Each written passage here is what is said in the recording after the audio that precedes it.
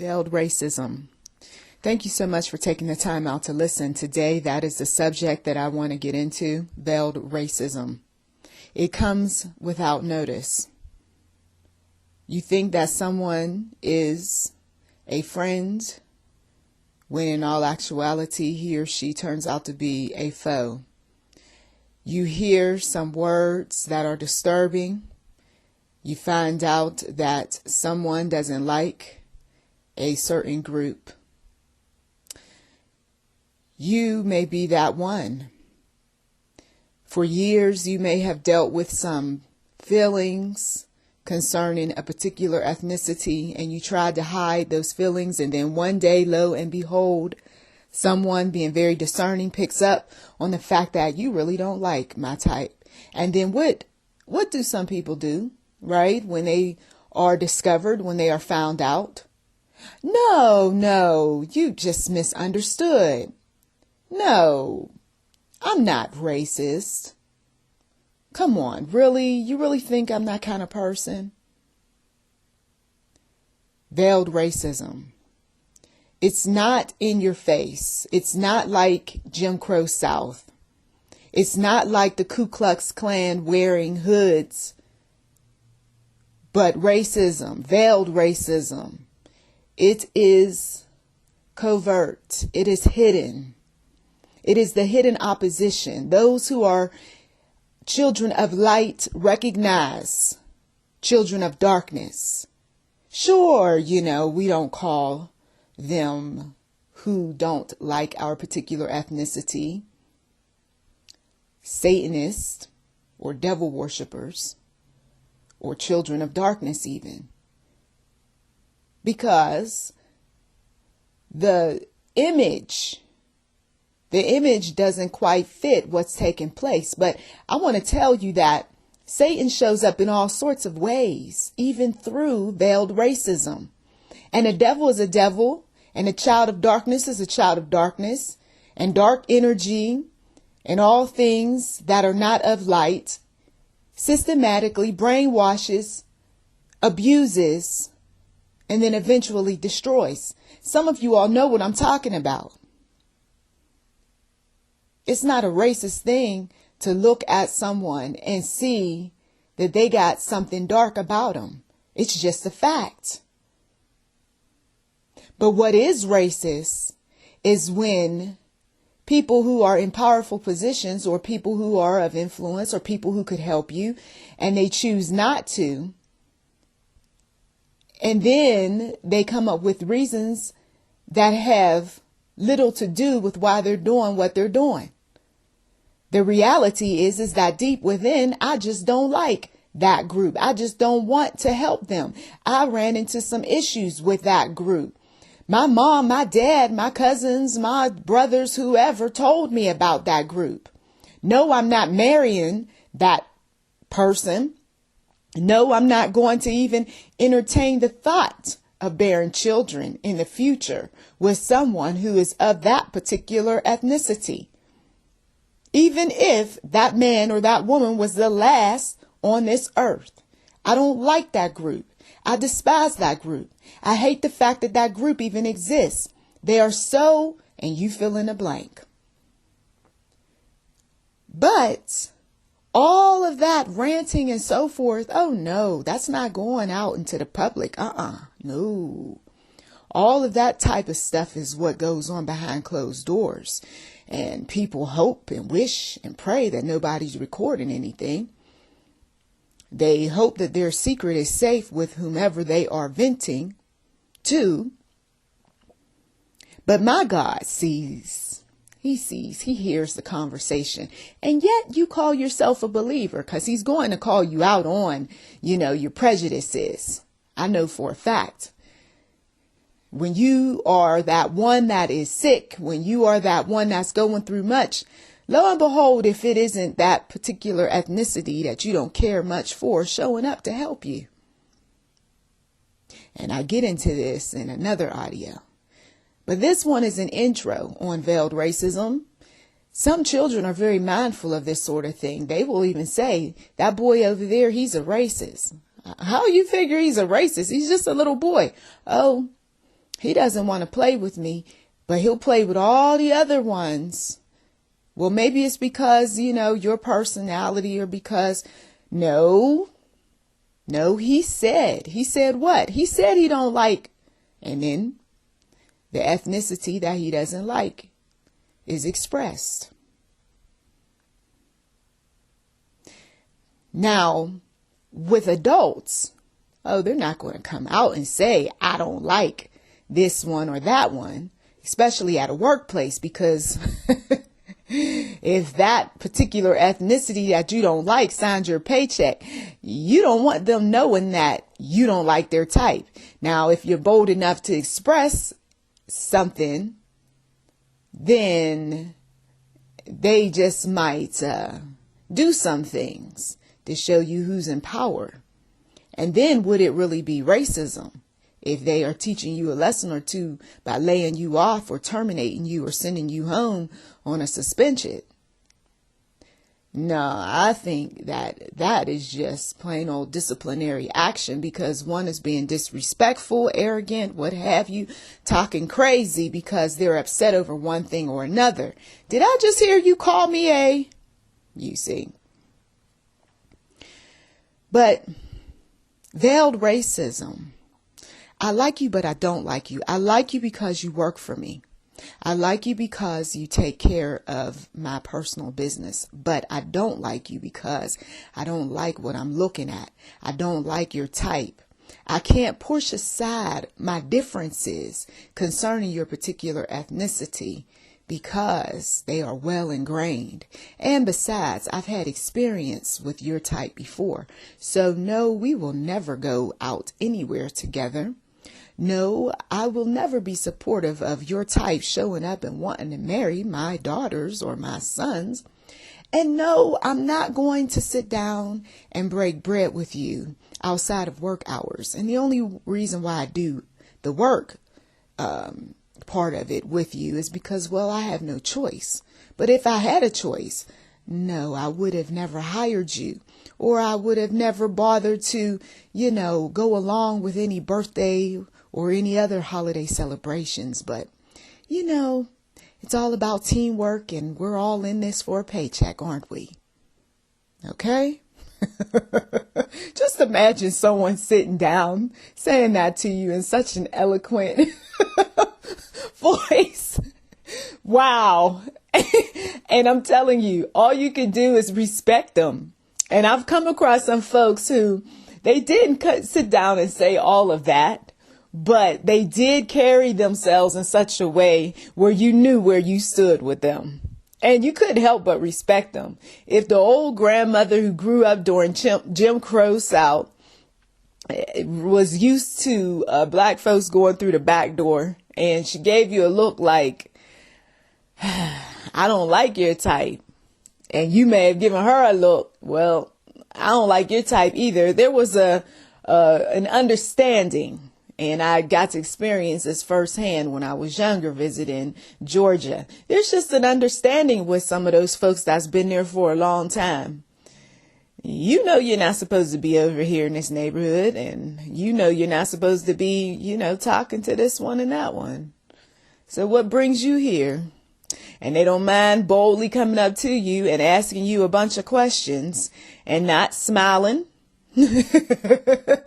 And there might be a little whisper, and you get that old evil stare. You get back in your car and go wherever you came from. And you can tell those people that, that area where you come from, let them know that we don't like your type down here. I mean, people can do that sort of thing just by the way they look at you and the types of questions they ask you. Okay, they can make you feel very uncomfortable. Some of you all, you've experienced this being in interracial relationships. I don't have to tell you, right, that we don't like this whole business of, you see. And so you feel it. And then you say, I don't want to go back in that area, or I don't want to live in that community, or I don't want to work for that, boss any longer. And I didn't know that they were this racist around here. Well, and when God allows you to see this sort of thing, this isn't the time to be talking about, let's have a revolution, let's change some things, okay? Because, that's how some folks end up going to their graves a little prematurely, because they're operating without a plan. They start running their mouths. You're in an area where it's not too many of your particular ethnicity. So that's not a good time to start, pumping the fist and, burning up flags or, cursing people out or talking about you go and get the posse and we're going to all come down here and we're going to teach these people a lesson. That's not the time to be doing that sort of thing, because you were offended by something someone said. No, instead, what you do is you go to the Lord after the incident and you let God fight your battles. And a lot of times, sometimes we just reap what we sow, because you may have forgotten that you said some things about a particular ethnicity, or you've had,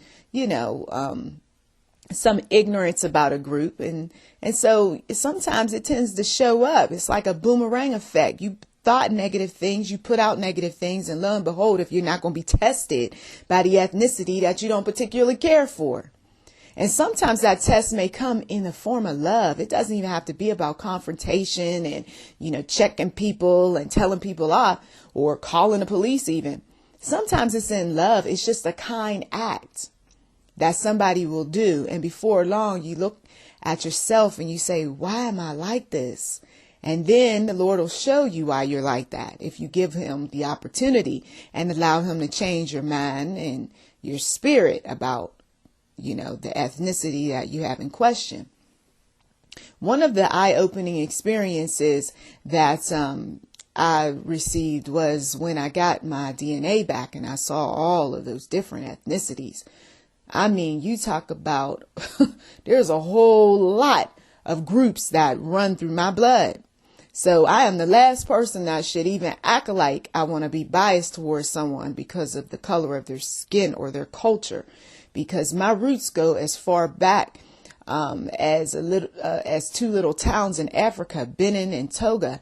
And then there's been some traveling in Asia, and then there's been some, other places in the Mediterranean and in Europe.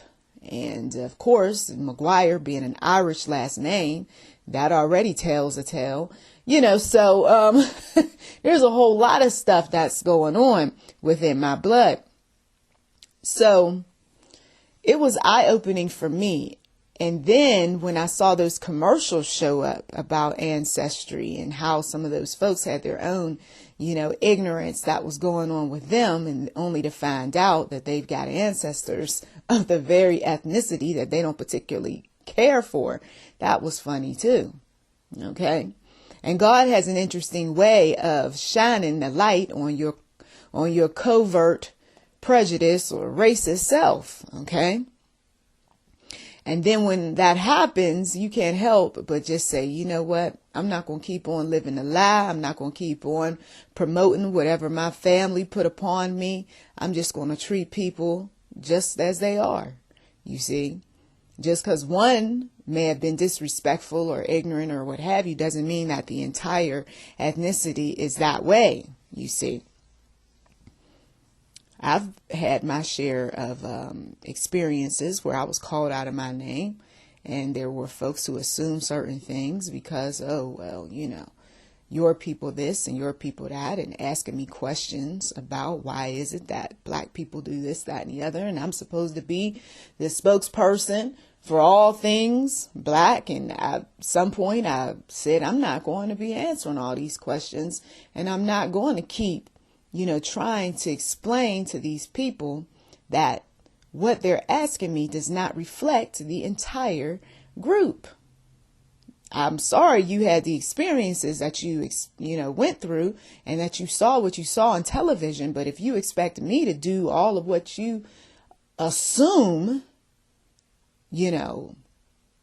my people are supposed to do for you, you got another thing coming. So this veiled racism shows up at the workplace when somebody doesn't want to tend to your needs. and they keep procrastinating. Meanwhile, everybody else's needs are taken care of, but not yours. This veiled racism takes place when someone is whispering about your particular group. And so before long, everybody is shunning you or ignoring you or saying silly things like, well, you know, those people are, and then you fill in the stereotypes. Veiled racism shows up when you are minding your own business, right? And you're not spending too much time talking to too many people or being around folks. And then you notice there's some unfair treatment taking place.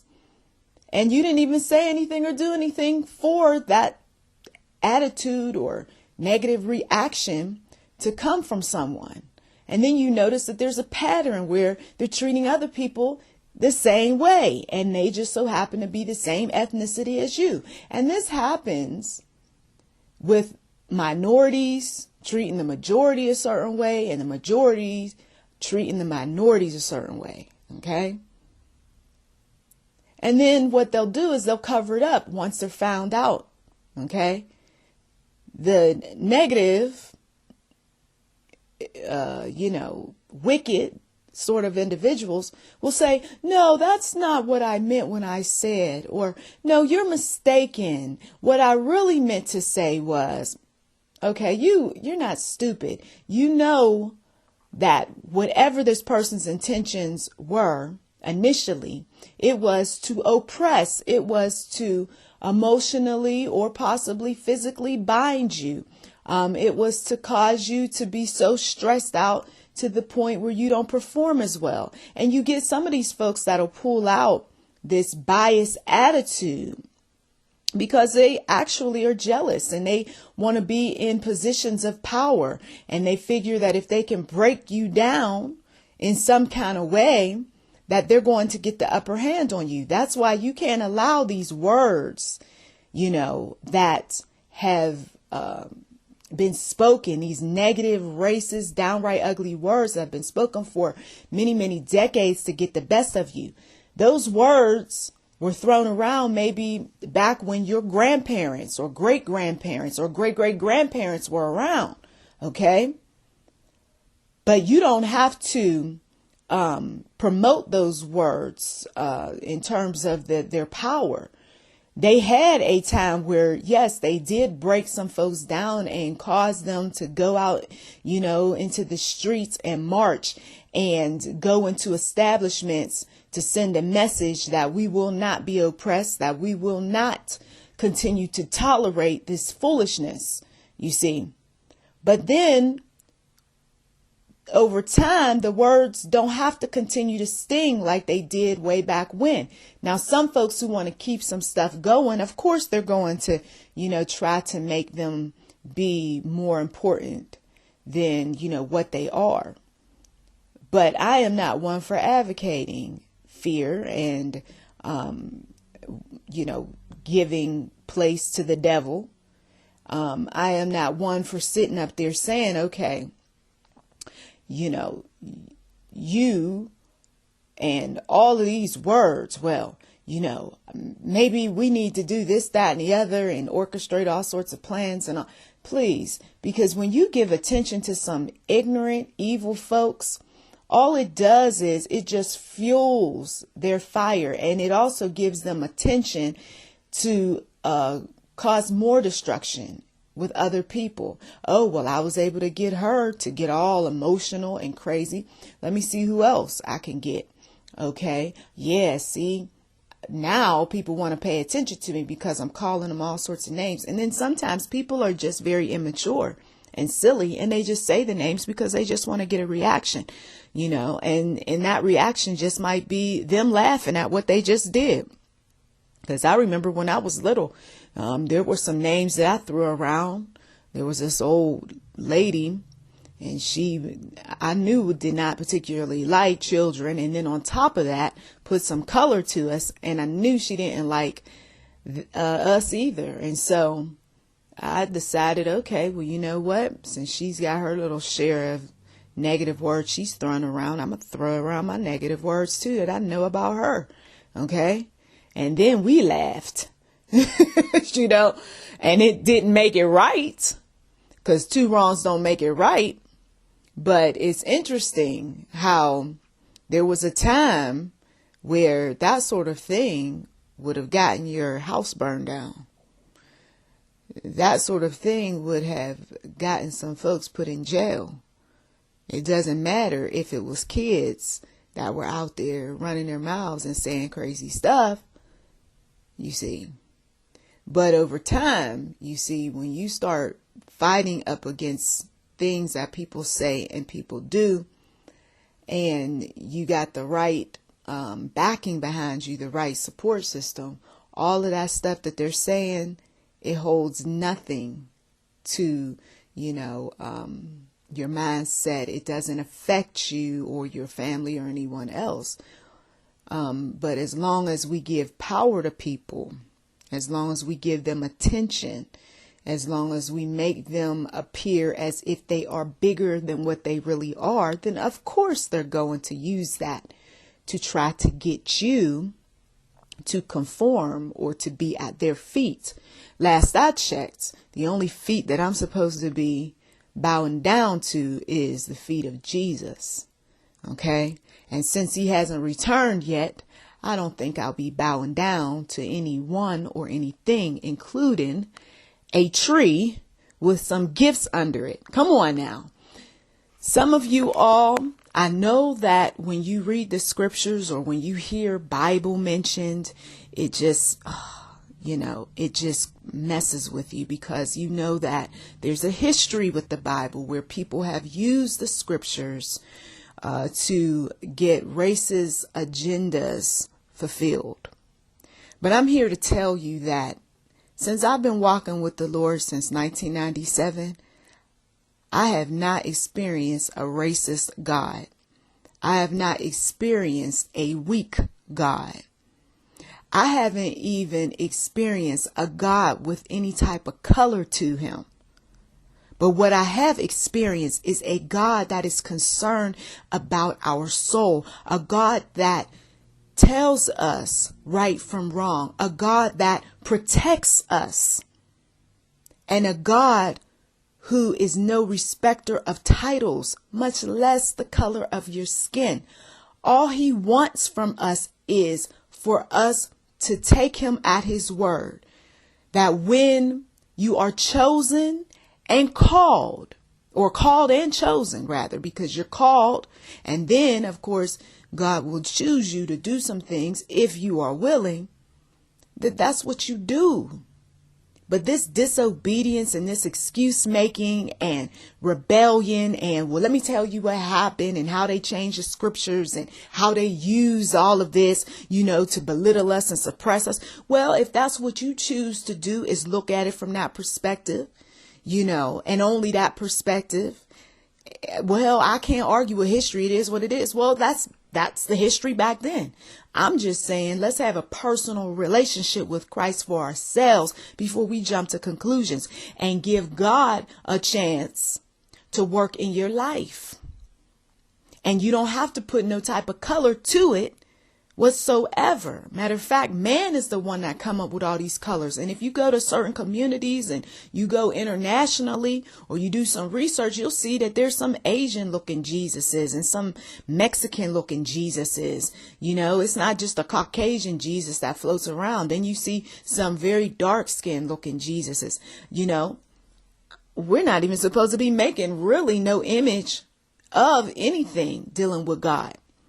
Since we haven't seen him, why are we making images? And then one day I will tell you that when I was praying very heavily in the spiritual realm, I didn't see this man who was called Jesus looking anything like a Caucasian Jesus. If anything, his skin was darker and his hair didn't flow like that. Okay. And that was just a glimpse in the spiritual realm.